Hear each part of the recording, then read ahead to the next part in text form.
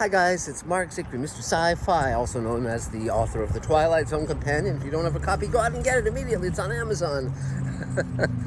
This is your Twilight Zone Minute. Today we are talking about Execution, a first season episode with a teleplay by Rod Serling based on a story by George Clayton Johnson. Now, George Clayton Johnson previously had sold Rod the story that was used for The Four of Us Are Dying, and this is another one. For a while, George was selling his storylines to Serling, and Serling was scripting them, and there'll be a very interesting story that we'll talk about once we get to such episodes as Penny for Your Thoughts, or Kick the Can, or Nothing in the Dark. But for now, this is a story by George Clayton Johnson. He was in his 20s at the time. He was married, starting to raise a family.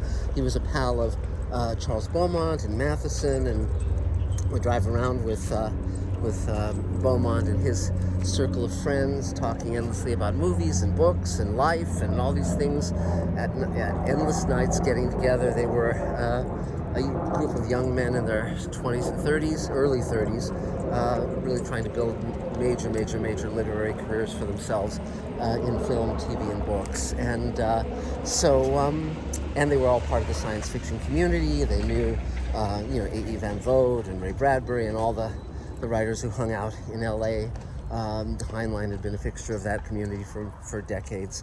And so Execution, as we mentioned prior to this, in the first handful of episodes, Rod Serling was utilizing all of the major tropes of science fiction: space travel, alien invasion, time travel, parallel dimensions, and so forth. And so this was another time travel story. And in this one, there's a scientist who built a time machine and plucks someone sort of at random from the 19th century, and unknowingly the scientist pulls a criminal, a desperado, who's about to be hanged, or is in the process of being hanged, and deposits him in the 20th century. And so again, it falls into the category of be careful what you wish for. And the scientist is played by Russell Johnson, who a few years later would achieve television immortality as the professor on Gilligan's Island. And he had also previously been in It Came From Outer Space, the feature that Ray Bradbury had come up with. And so he was, he's definitely a very distinctive actor. And Albert Salmi is playing the guy from the Wild West, and he seems very believable as a killer. Oddly enough, there is a very sort of macabre or gruesome Twilight Zone trivia fact, which is which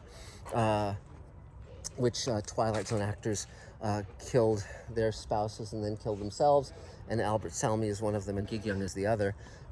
Very tragic. And but Albert Salmi was a very solid actor. He was seen in tons and tons of TV shows and movies in his career, and he's very solid here and very good. And it's a creepy and interesting episode, and again, not one of the top episodes. George Clayton Johnson would later write Kick the Can and Nothing in the Dark, which are really at the top of Twilight Zone's great works of art.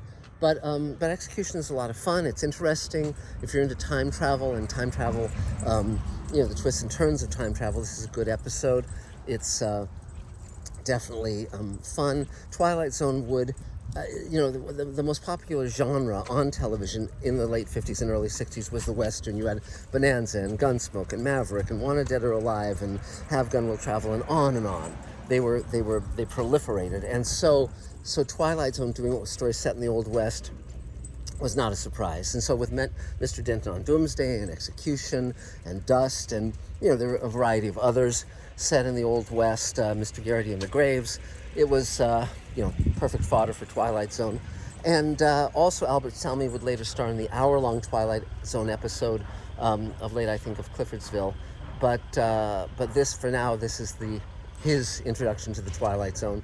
And back then, when a Twilight Zone episode would air, written by one of the major writers, or with a story by them, they would have a party at their house and invite all their writer friends and their spouses and their kids over to watch it, because this is before VCRs. The only way you could watch an episode would be watching it when it aired, But unless you were like Rod Serling, where you were given 16 millimeter prints of your episodes as part of your contract, but most writers could not afford to buy those. So that's about it for now. If you want to see more Twilight Zone, I'm doing these Twilight Zone minutes every single day, and I also am going to be doing over 100 full episode commentaries of the Twilight Zone. So go to twilightzonecommentary.com and you will be well rewarded. So that's it for now, guys. Talk soon. Bye.